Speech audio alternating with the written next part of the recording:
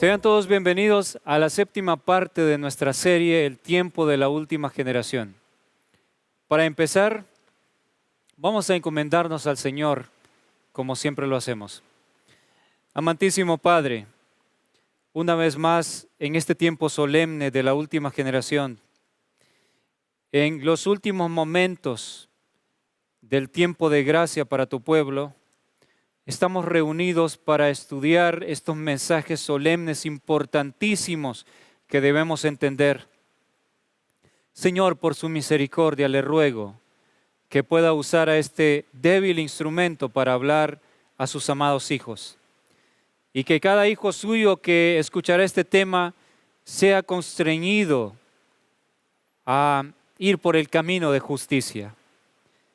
Que sus vidas sean cambiadas un poco más para estar listos para la victoria final.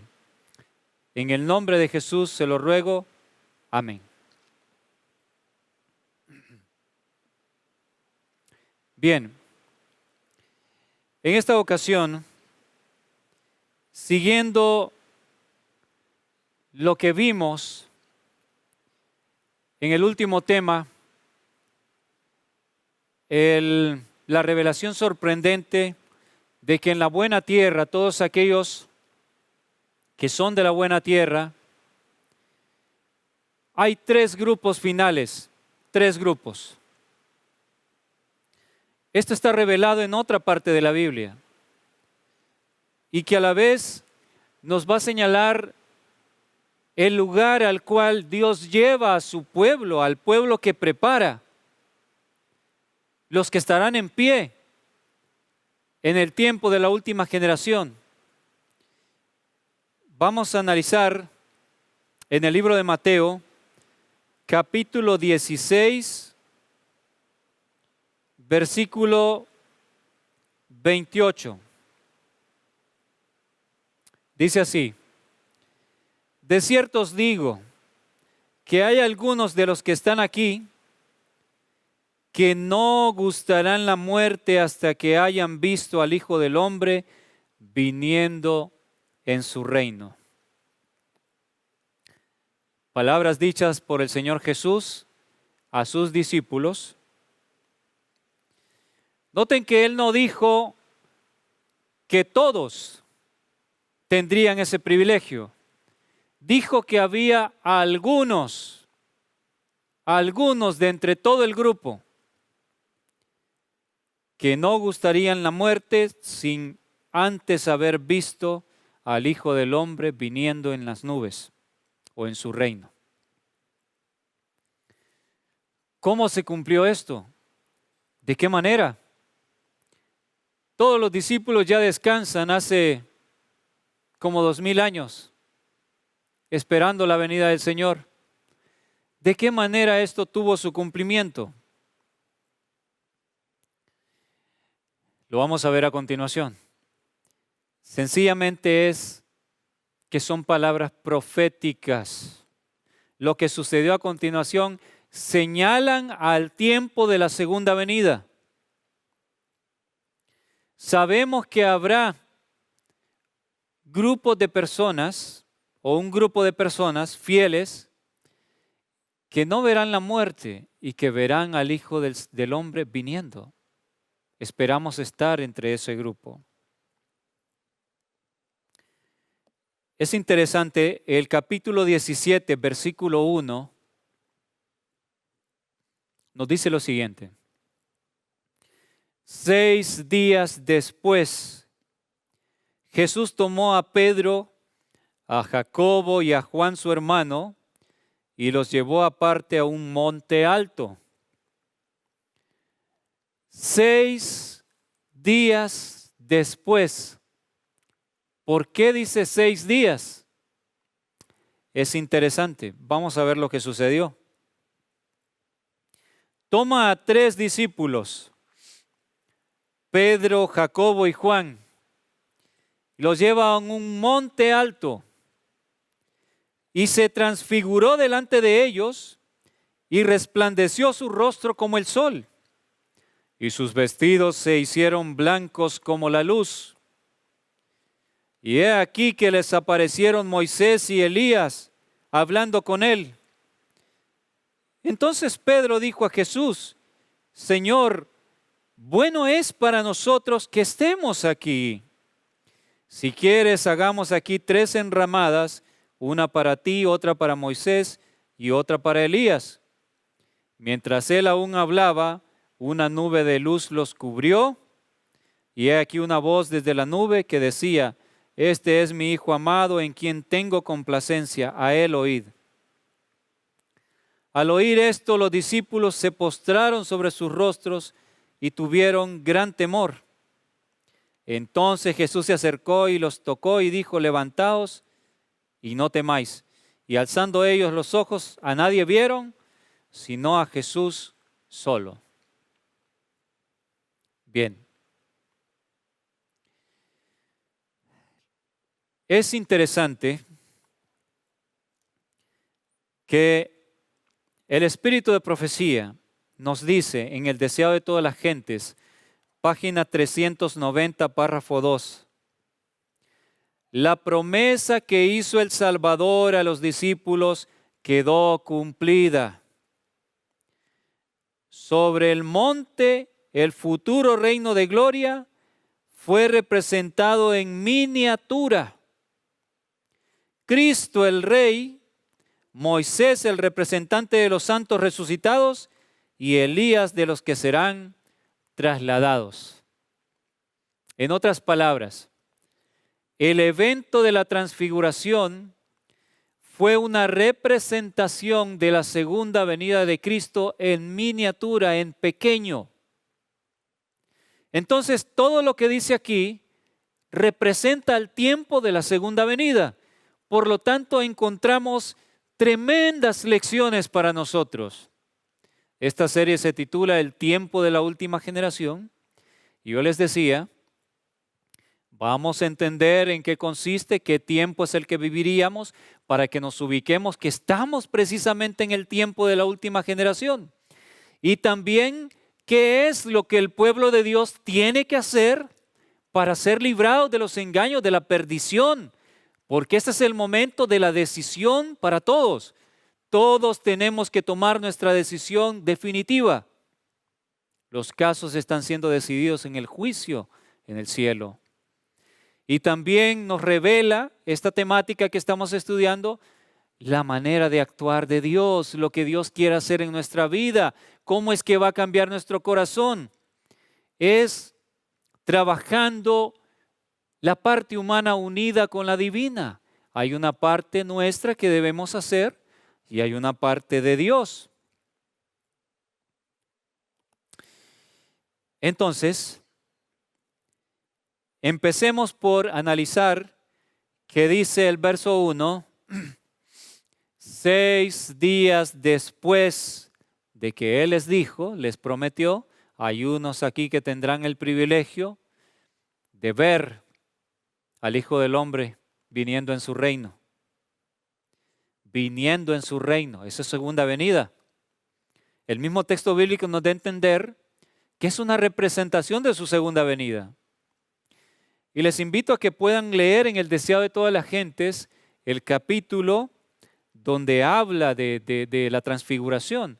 Es importantísimo lo que dice, nos ayuda a entender grandes verdades maravillosas. 6 días después, entendemos que el tiempo, el plazo que se ha dado para la historia de pecado en este mundo son 6,000 años. No hay más tiempo, no puede haber más tiempo. Escuché a un querido pastor muy famoso entre los adventistas. Tiene un programa donde responde preguntas. Y él dijo, no es exacto el tiempo, Jesús puede venir después de 6,200 años, 6,100 años. Es una equivocación tremenda, porque entonces eso vendría a descuadrar, a dejar,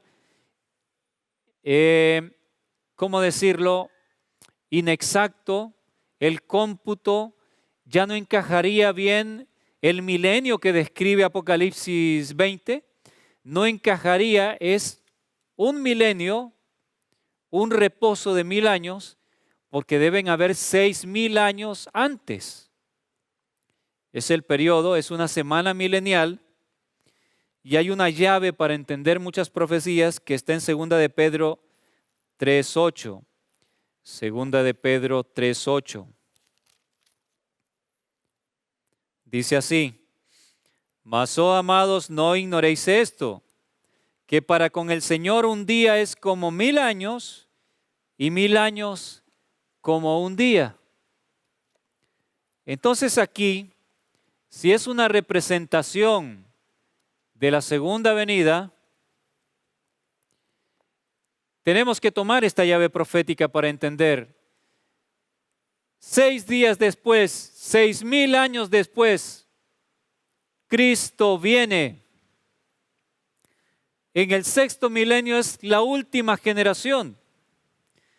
Y 6 días después Jesús toma, interesante, a Pedro, Jacobo y Juan. ¿Por qué escogió estos discípulos? ¿Por qué los eligió a ellos? ¿Por qué no de los otros? ¿Será que los eligió porque eran los que mejor se portaban, los de mejor carácter? ¿Las joyitas de la corona? De ninguna manera. Eran los que tenían el carácter más pesado, el carácter más difícil. Hemos hablado un poco de Pedro. Pedro tenía un corazón de piedra, era sincero, pero era impulsivo, era violento. Como decía alguien, Pedro cargaba su espada y no precisamente la cargaba para pelar naranjas, sino que él andaba espada porque era un hombre impulsivo, tenía un carácter difícil de sobrellevar. Jacobo, o sea, Santiago y Juan, los dos hermanitos, eran ambiciosos, de tal manera que aspiraban, según veían las cosas, Jesús iba a establecer su reino. Cuando lo estableciese, ellos soñaban con tener los puestos prominentes al lado del Señor Jesús. Fueron a hablar con su mamá y dijeron: mami, tal vez el maestro te escucha a ti y tú nos puedes recomendar. Y la madre de ellos fue a hablar. Jesús dice: ¿qué deseas? Que mis hijos, uno de ellos se siente a tu derecha y otro a tu izquierda. Y estaban los demás discípulos escuchando y se enfadaron muchísimo. Eran resentidos, coléricos. Los samaritanos no quisieron recibirte. Oremos entonces para que sean aniquilados. Con la gente que es dura de corazón. El mensaje tenemos que darlo. El mensaje va a herir, se van a enojar. Pero nosotros les vamos a odiar porque nos digan de todo y nos desprecien por el mensaje. No. Son almas que necesitan entender la verdad. Compasión, la compasión de Dios.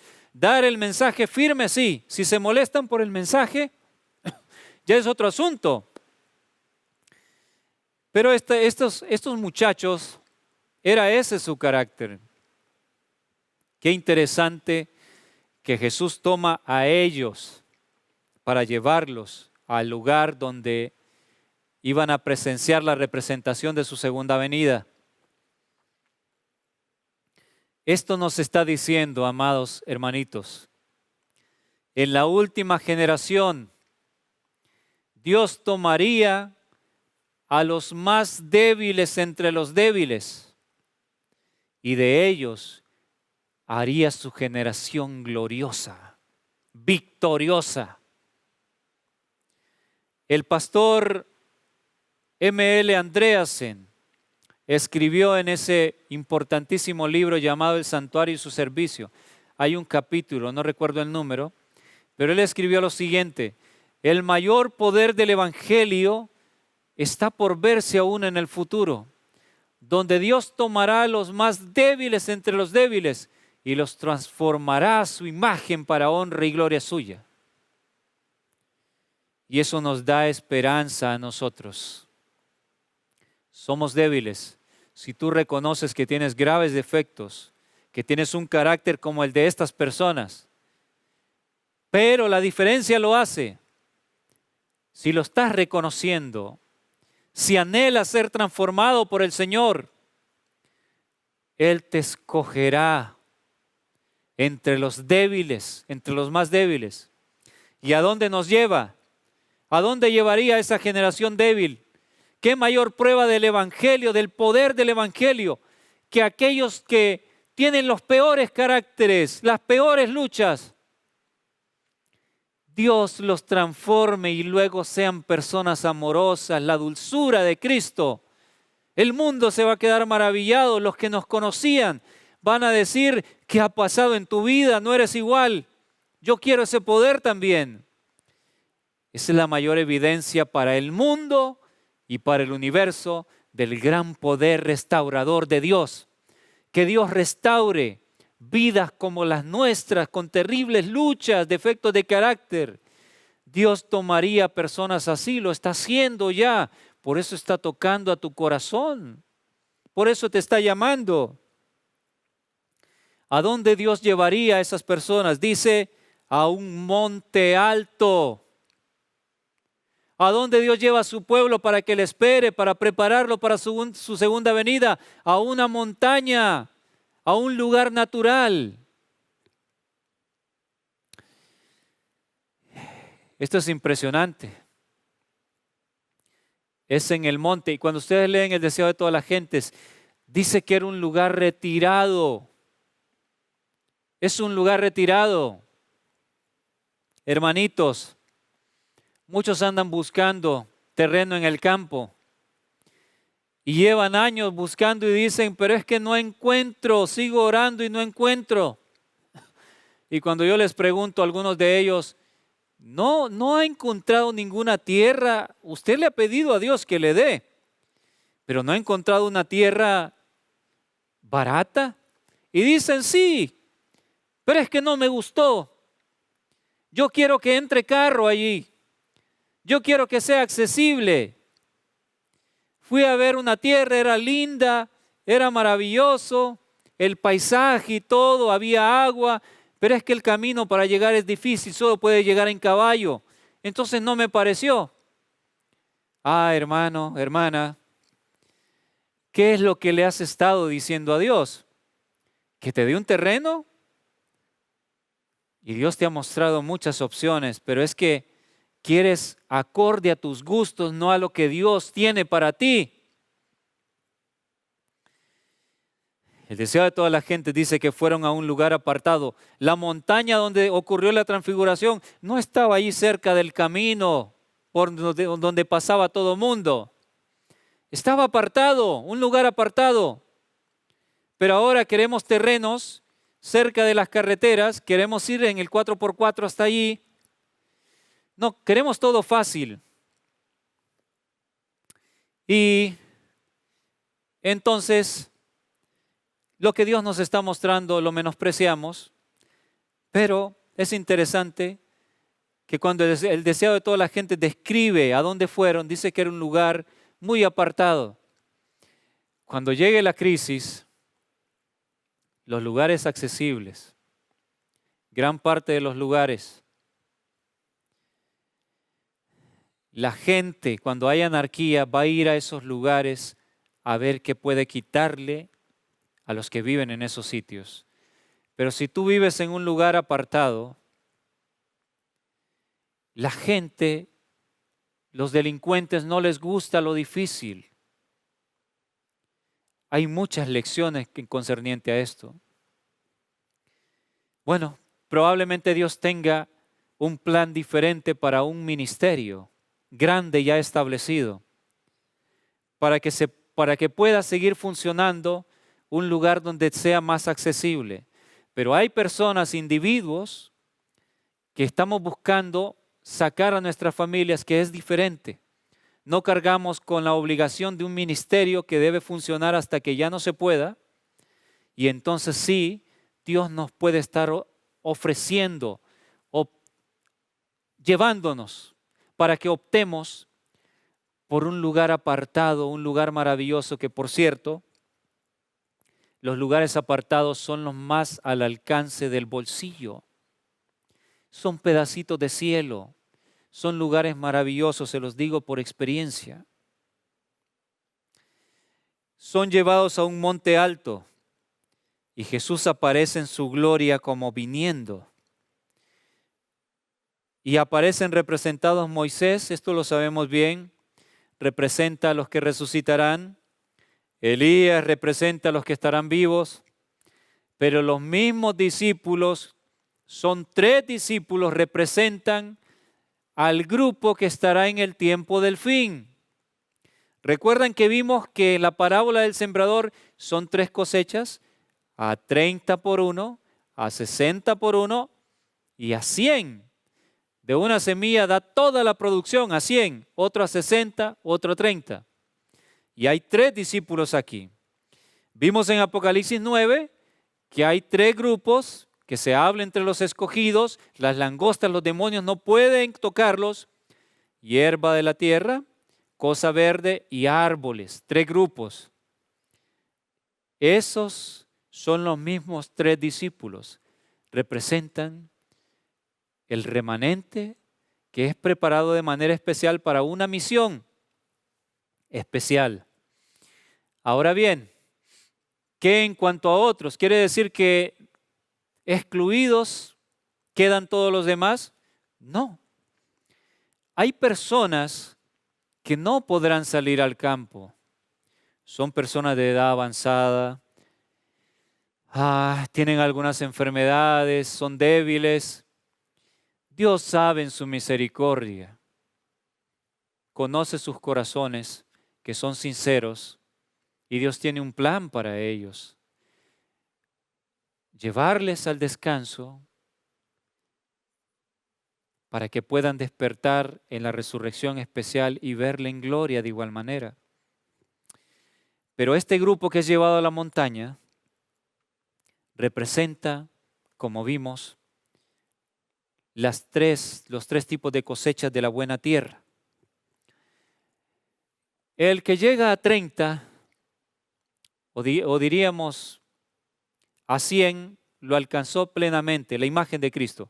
El que es a 60, llegó bastante cerca, pero no logró. Hay un tiempo establecido, hermanos. Dios tiene tiempo establecido en el cual no puede ir más allá de ese tiempo. Hay un tiempo establecido para que se alcance la perfección en los hijos de Dios. Pero ¿qué pasa si nosotros quizás hemos estado perdiendo mucho el tiempo?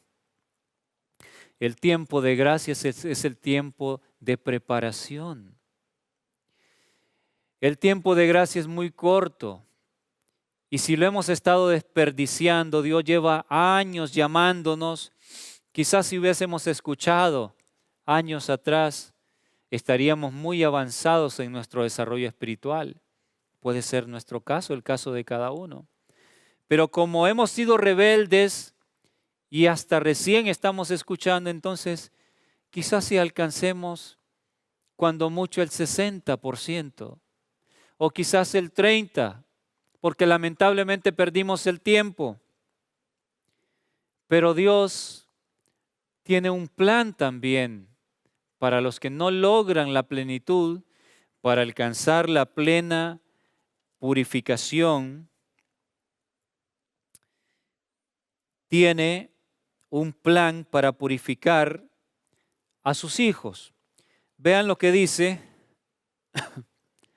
Daniel capítulo 11, el versículo 32 en adelante. Con lisonjas seducirá a los violadores del pacto, mas el pueblo que conoce a su Dios se esforzará y actuará. Y los sabios del pueblo instruirán a muchos. Esta profecía tiene un cumplimiento también para nuestro tiempo. Los sabios, los que son preparados con el mensaje, el torrente de verdad que Dios está mandando, instruirán a muchas personas. serán los que darán el mensaje. Pero dice, y por algunos días caerán a espada y a fuego en cautividad y despojo. Y en su caída serán ayudados de pequeño socorro, y muchos se juntarán a ellos con lisonjas. También algunos, miren esto, el 35, también algunos de los sabios caerán. ¿Para qué dice el texto? Para ser depurados y limpiados y emblanquecidos hasta el tiempo determinado, porque aún para esto hay plazo. Lo que les decía, Dios tiene plazos definidos. Si no hemos alcanzado la plenitud y el tiempo se ha acabado y Dios necesita terminar de purificar el corazón, hay una opción rápida. Es el martirio. Es dar nuestra vida como mártires, pero la promesa es que seremos ayudados de pequeño socorro. Seremos sostenidos por Dios, por el Dios misericordioso. Y pueda que como Esteban, cuando iba a ser muerto, vio a Jesús, los cielos se abrieron, vio a Jesús en el cielo, que lo veía con satisfacción, con un rostro de aprobación. Quizás para los mártires sea así, para todos, y esa sea la fortaleza y el alivio del dolor que se sentirá.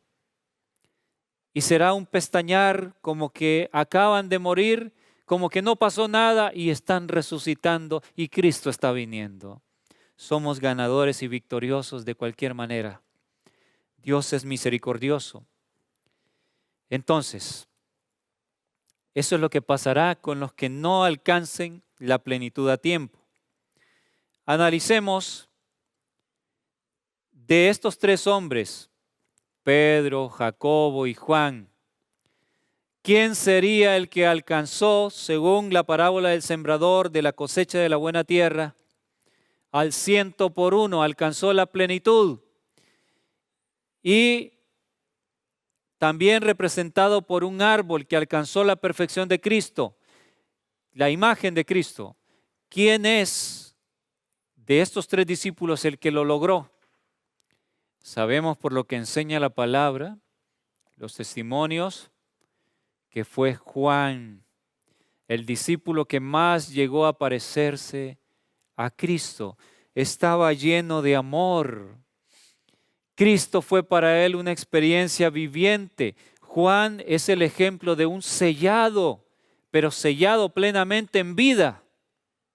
Alcanzó la perfección. Cuando leemos la vida de él en el libro Hechos de los Apóstoles, hay un capítulo solamente de él, de la transformación de Juan. Dice, era un hombre o un jovencito, era joven, resentido, ambicioso, egoísta, pero cuando fue reprendido por el Señor, aceptó la corrección y al escuchar las palabras del Señor, él se quedaba escuchando, se recostaba en el pecho de Jesús, su corazón era conmovido, era enternecido en gran manera, de tal manera que su vida fue cambiada a la imagen de Cristo. Y vean cómo, primera de Juan 1, vean cómo habla un sellado, cómo habla alguien que ha alcanzado la plenitud, que tiene el amor de Dios, que ha sido sellado con su gloria, con su carácter. Apocalipsis 14:1 dice que es el nombre de Dios en la frente. Ese es el sello y el nombre de Dios es su carácter, es su amor, sellado con su amor. Primera de Juan 1, versículo 1 en adelante, miren cómo habla un sellado, cómo habla uno que alcanzó el carácter de Cristo. Lo que era desde el principio, lo que hemos oído, lo que hemos visto con nuestros ojos, lo que hemos contemplado y palparon nuestras manos tocantes al verbo de vida. Él está diciendo, esto es lo que les compartimos, nuestra experiencia personal y muy íntima, lo que hemos oído, ¿Qué hablarán, qué proclamarán o qué proclamaremos si formamos parte de los que darán el fuerte pregón? No es pura teoría. En el Evangelio de Mateo dice que será el mensaje por testimonio a todas las naciones. Testimonio es: yo soy testigo de que Dios es bueno. Yo soy testigo de que Dios es lindo, que es maravilloso, que es precioso. Lo amo tanto, he sentido su amor en mi vida, se ha manifestado. Vamos a testificarle al mundo lo que nosotros hemos vivido, aparte de la depravación en el campo donde Dios trabaja en nuestro corazón. Lo que hemos oído, lo que hemos visto con nuestros ojos. Hermanos, vamos a poder ver la gloria de Dios manifestada en el campo, en nuestros ojos, cosas sobrenaturales en nuestra vida. Dios se va a manifestar, Él promete revelarse. Lo que hemos contemplado y palparon nuestras manos tocantes al verbo de vida, todos los sentidos, los sellados, comprenderán o comprenderemos que Dios es real y que es maravilloso. Todos los sentidos. Por eso es que dice en Apocalipsis 7 que es el sello del Dios vivo, una experiencia viviente para ti y para mí. Y en el verso 2 sigue diciendo Juan: porque la vida fue manifestada. ¿Con qué amor se refería a Cristo? Porque la vida fue manifestada. ¿Qué es la vida? Para que vivas de verdad, tengas paz, tu ser esté lleno. Es Jesús, el Cordero de Dios, que quita el pecado del mundo. Porque la vida fue manifestada y la hemos visto. Y testificamos y os anunciamos la vida eterna, la cual estaba con el Padre y se nos manifestó. Juan comprendió que estar con Jesús, escuchar sus palabras, era vivir de verdad. Era una felicidad tan grande que él experimentó, que él llegó a comprender que la vida es estar con Jesús, en su presencia, servirle, escuchar sus palabras, aplicarlas a nuestra vida. Cuando lleguemos al cielo por la misericordia de Dios, solo por la sangre del Cordero, con solo ver el rostro del que murió por nosotros, seremos totalmente felices. Su presencia nos llenará de paz, pero esa paz ya la habremos experimentado en gran medida aquí, estando en comunión íntima con el Señor. Verso 3, y lo que hemos visto y oído, eso os anunciamos, para que también vosotros tengáis comunión con nosotros. Y nuestra comunión verdaderamente es con el Padre y con su Hijo Jesucristo. Estas cosas os escribimos para que nuestro gozo, vuestro gozo, sea cumplido. Entonces, Juan representaría a los que alcanzan la plenitud. El que alcance el 60% estaría representado ¿por quién? ¿Por Pedro o por Jacobo? Por Pedro. Porque Pedro fue mártir, pero tuvo la oportunidad de predicar más tiempo la palabra. Pero al final tuvo que dar su vida con gran gozo. El que alcanzó el 30 fue Santiago, o sea, Jacobo. Vemos la descripción en el libro de Hechos de los Apóstoles que fue el primero que tuvo que pasar al descanso. Allí tenemos revelado los 3 grupos finales. ¿Dónde estaremos? Nosotros lo estamos decidiendo. Si aprovechamos bien el tiempo, podemos alcanzar un nivel mayor y dejar que el Espíritu de Dios trabaje en nuestro corazón, no estorbarle. Hay otro relato con el cual creo que finalizaremos esta parte, que se encuentra en Lucas 8. Lucas capítulo 8, versículo 40 al 55. Es impresionante, de igual manera como el anterior, este relato que vamos a analizar. Tiene lecciones importantísimas para nosotros, para la última generación. Verso 40. Cuando volvió Jesús, le recibió la multitud con gozo porque todos le esperaban. Entonces vino un varón llamado Jairo, que era principal de la sinagoga, y postrándose a los pies de Jesús, le rogaba que entrase en su casa, porque tenía una hija única, como de 12 años, que se estaba muriendo. Terrible angustia para este padre, terrible situación. Su hija tenía como 12 años, recuerden esto, márquenlo en su Biblia, porque es un dato importantísimo para lo que vamos a comprender al final. Tenía como 12 años, estaba muriendo. Y mientras iba, la multitud le oprimía. Pero una mujer que padecía de flujo de sangre desde hacía 12 años y que había gastado en médicos todo cuanto tenía, y porque ninguno había podido ser curada. Qué curioso que esta mujer que tenía flujo de sangre, el periodo que llevaba enferma es desde hacía 12 años. Y la hija de Jairo tenía 12 años. Las cosas no están registradas en la Biblia nada más porque sí, por puro capricho. Para nada. Dios es demasiado sabio. Y en pasajes muy familiares para nosotros hay grandes verdades que hasta ahora, en este tiempo de la última generación, lo estamos entendiendo.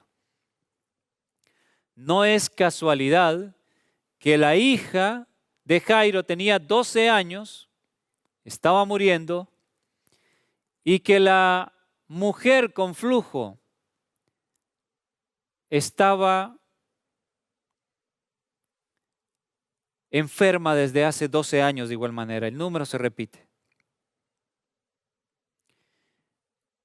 En la Biblia encontramos ejemplos para el número 12. El número 12 tiene un especial significado en la Biblia. Por ejemplo, el Señor habla de 12 tribus de Israel. Había 12 tribus. En Apocalipsis, para representar al pueblo de Dios, se usa también la misma expresión, las 12 tribus de Israel. Los 12 apóstoles, la Nueva Jerusalén tiene 12 puertas, cada una guardada por un ángel. Y bueno, alrededor del trono de Dios, en el Gran Concilio Celestial hay 24 ancianos, que sería 12 más 12. Es algo interesante. El número 12 se usa para referirse a su pueblo, a su iglesia. Entonces aquí tenemos que tomarlo de esa manera. Los números a menudo en la Biblia nos están indicando algo muy importante, como lo que vimos de 6 días después. Es interesante que 6,000 años después Cristo viene, después de la entrada del pecado. Entonces seguimos leyendo. Leímos ya el verso 43. Esta mujer padecía de flujo de sangre desde hacía 12 años. Levítico 17, 14 no lo vamos a leer, solo hago la referencia. Deuteronomios 12, 23 nos hablan de que la sangre representa la vida. Si esta mujer tenía flujo de sangre, es que la vida se le estaba escapando, estaba muriendo. literalmente así era, pero su vida, el relato fue dejado, el relato de su sanación, de su restauración fue dejado para ilustrar una gran verdad espiritual. Ustedes sabían que cada relato de los milagros de Jesús, cuando sanó enfermos, cuando resucitó muertos, eso representa la restauración de la vida por el poder de Dios. Es una representación. Desde hacía 12 años que había gastado en médicos todo cuanto tenía y por ninguno había podido ser curada. Nosotros tenemos un grave problema, el problema del pecado. La vida se nos escapa a causa del pecado. Las cosas que nos sujetan, las cadenas, los malos hábitos, las cosas que no hemos podido vencer. Es parecido a esta mujer. No había podido ser curada. El verso 44 dice, se le acercó por detrás y tocó el borde de su manto. Al instante se detuvo el flujo de su sangre. Con solo tocar el borde del manto de Cristo, fue sana completamente. En el libro de Job, capítulo 26, versículo 14. Job 26, 14. Encontramos lo siguiente. Job expresó esto acerca de Dios, de la grandeza de Dios.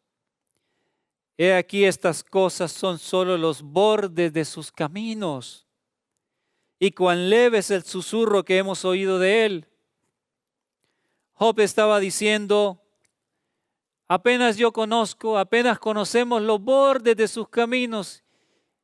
Y es algo tan grande, tan sublime, tan maravilloso el conocimiento de Dios. Él es tan grande, tan poderoso, tan maravilloso, pero solo conocemos los bordes, apenas una franjita. Dios es tan inmenso.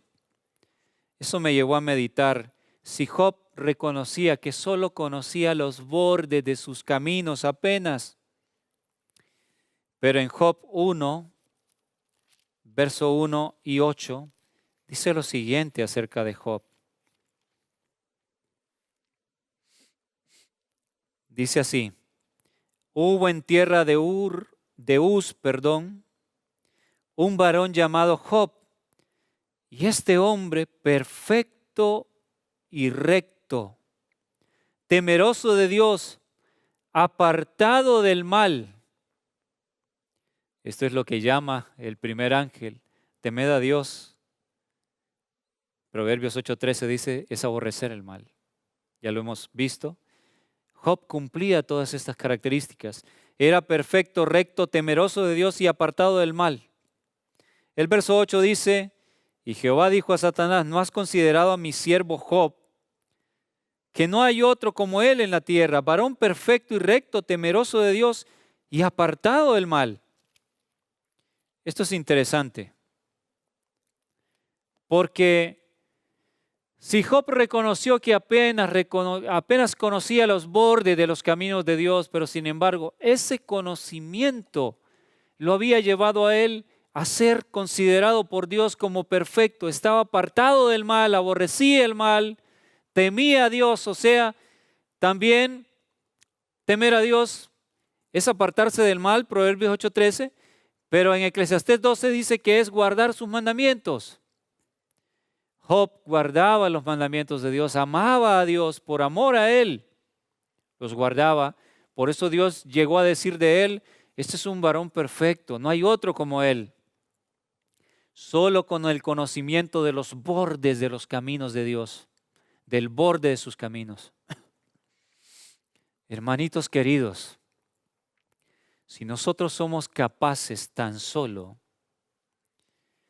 de conocer los bordes de los caminos de Dios, de tocar como la mujer que tocó, la mujer con flujo de sangre, tocó el borde del manto de Cristo. En otro de los evangelios dice que ella pensaba, si tocare tan solo el borde de su manto, seré sana. Y el manto de Cristo representa su justicia. Esto es maravilloso. El mensaje de la justicia de Cristo, bien dicho por la profeta del Señor, es lo que prepara al pueblo para la traslación, lo que nos lleva a vencer el pecado. Y el mensaje de la justicia presenta el amor de Dios de una manera tan preciosa como nunca lo hemos visto. Presenta al Cristo crucificado de una manera maravillosa, el gran amor de Él y el poder para vencer, para restaurar nuestra vida. Si somos capaces tan solo de tocar el manto de Cristo, de comprender un poquito el borde de sus vestiduras, seremos perfectos como lo llegó a ser Job. Entonces la mujer que toca el manto de Cristo, el flujo se detiene, la vida se le iba. ¿Qué es lo que nos lleva a la muerte? El pecado. Significa el flujo se detiene, es restaurada, nueva vida se le da, significa llegar a la perfección. Y es interesante, no voy a profundizar en este puntito que les mencionaré, pero el borde del manto de Cristo actualmente como sumo sacerdote, ¿qué es lo que contenía? Contenía las campanas y contenía, ¿cómo se llama esta fruta? Hay una fruta, había una fruta, una campana, otra fruta, y cuando estudiamos lo que representa esa fruta que en la vestimenta, en el borde del sumo sacerdote, estaba allí presente, descubrimos que representa a la iglesia también. De color rojo, la granada representa a la iglesia. Es como un mensaje en clave que está allí. Si nos aferramos al manto de Cristo, las granadas, ustedes pueden leer, busquen en la Biblia la palabra granada en Cantares y van a ver que se relaciona. El esposo compara a la sulamita, la esposa, a la iglesia con la granada. Interesante que el borde está allí, la campana está sonando para recordarnos que el momento del juicio ha llegado. Pero la granada representa a la iglesia, está roja como la sangre de Cristo. Es como para recordarnos, podemos tomar el borde de la justicia de Cristo, creer que seremos sanados del pecado y sucederá como está representado aquí. 12 años enferma esta mujer y una mujer representa a la iglesia, el número 12 representa a la iglesia. Sin duda, nos está señalando al triunfo final del pecado. ¿Habrá un grupo como esta mujer? Habrán crecido en conocimiento, es una mujer adulta.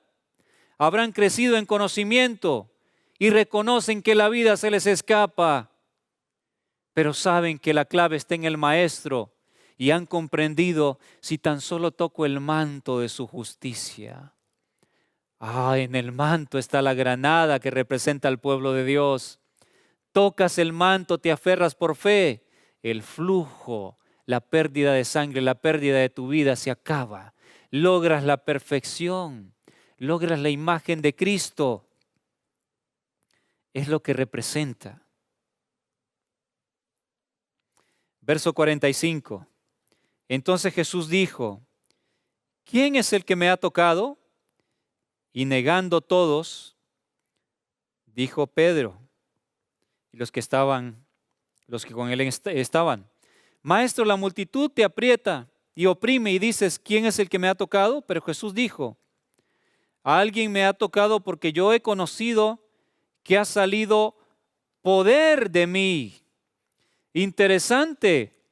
El toque de la fe, cuando se cree que Dios es bueno, cuando se cree, se ha llegado a comprender por el estudio de la palabra que Dios es maravilloso, conoces a Dios, vas con Él en confianza y sabes que te va a ayudar, que te va a ayudar a vencer tu pecado, que está arraigado en tu corazón, que va a transformar tu vida, que te va a librar de la muerte eterna. Sale poder de Cristo para ti, para transformar tu vida. Es lo que leíamos que dice Juan capítulo 1, verso 12. Mas a todos los que le recibieron, a los que creen en su nombre, les dio potestad de ser hechos hijos de Dios. Los que creen en su nombre, creer en su nombre, que Él es bueno, que su carácter es amor, que el diablo ha mentido al poner a Dios como un ser arbitrario y malo que quiere condenarnos. El diablo es mentiroso. Creemos en su nombre, recibimos el poder. Potestad es lo mismo que poder, la potestad de ser hechos hijos de Dios. Por eso aquí Él sintió el toque del borde de su vestidura. Ha salido poder de mí. Y Él quería que la mujer testificara del poder de Dios maravilloso que le había librado de la muerte.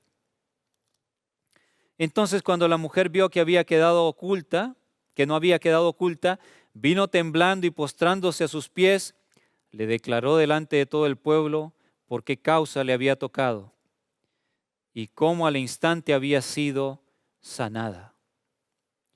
Y Él dijo: hija, tu fe te ha salvado. Ve en paz. Tu fe te ha salvado. El justo vivirá por la fe en estos tiempos malos. Esa es la declaración de la palabra de Dios. El justo vive únicamente por la fe. Habacuc 2:4. He aquí aquel cuya alma no es recta se enorgullece, mas el justo por su fe vivirá.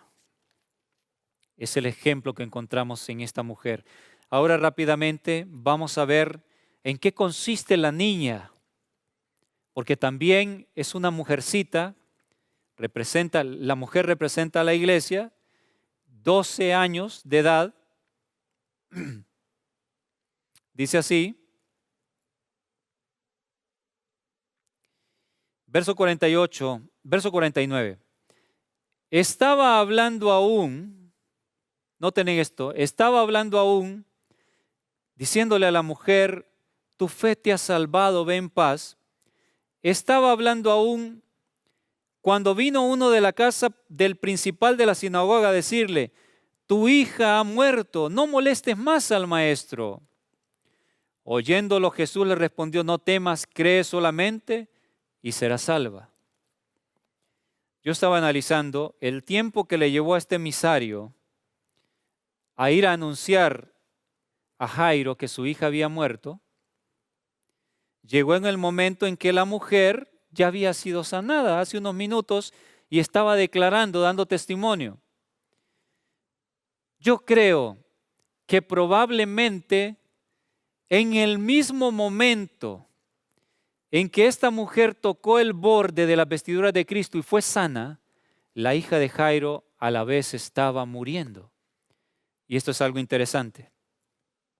Si la mujer representa a la iglesia, aquellos que han alcanzado madurez por el estudio de su palabra, han conocido a Cristo y se aferran, saben que Él les puede sanar, restaurar su corazón.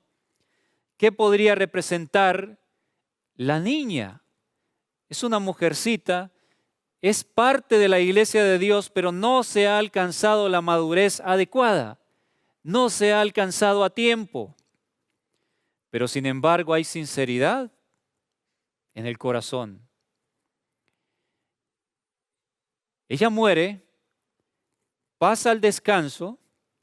En el momento en que los que son sellados en vida alcanzan la perfección, debe empezar un proceso en la iglesia de Dios donde aquellos hijos que no han alcanzado, que son como niños, pero son parte de la iglesia y son sinceros, pasan al descanso a la vez. Sellamiento se está dando, hijos de Dios que están siendo llevados al descanso. Parece ser que es un periodo simultáneo que ocurre a la vez. El verso 51. Entrando en la casa donde la niña estaba muerta, no dejó entrar a nadie consigo, sino a Pedro, Jacobo y Juan. ¡Qué interesante! Que son los mismos discípulos que él eligió para el momento de la transfiguración, y ellos apuntaban a la última generación de la venida del Señor. Fueron llevados al monte. Pedro, por cierto, exclamó: bueno, Señor, es que estemos aquí. Interesante. Bueno es que estemos en la montaña, porque es el lugar donde somos purificados. Y aquí, para entrar donde estaba la niña muerta, escoge a los mismos discípulos. ¿No será algo clave que Dios nos está dando para que entendamos que este evento está relacionado con el de la transfiguración, que apunta a la última generación? Un grupo de la iglesia de Dios sinceros que alcanzan la plenitud son sanados, y otros que son llevados al descanso tienen que morir. Y el padre y la madre de la niña entraron y lloraban todos y hacían lamentación por ella. Pero él dijo: no lloréis, no está muerta, sino que duerme. Y se burlaban de él sabiendo que estaba muerta. Mas él, tomándola de la mano, clamó diciendo: muchacha, levántate. Entonces su espíritu volvió inmediatamente, se levantó. En el original es vida, la mejor traducción es vida, la vida volvió. Y él mandó que se le diese a comer. Y sus padres estaban atónitos, pero Jesús les mandó a que no dijesen a nadie lo que había sucedido. Muchos de entre el pueblo de Dios tendrán que pasar al descanso en el momento en que el sellamiento ha ocurrido o está ocurriendo por los que han alcanzado la perfección, han pasado tiempo con Cristo. Parece ser eventos simultáneos, pero hay esperanza. Son resucitados por Cristo. Y un texto más y terminamos en Apocalipsis 14. Encontramos lo siguiente. Es interesante que Apocalipsis 14:12, cuando dice: aquí está la paciencia de los santos, los que guardan los mandamientos de Dios y la fe de Jesús.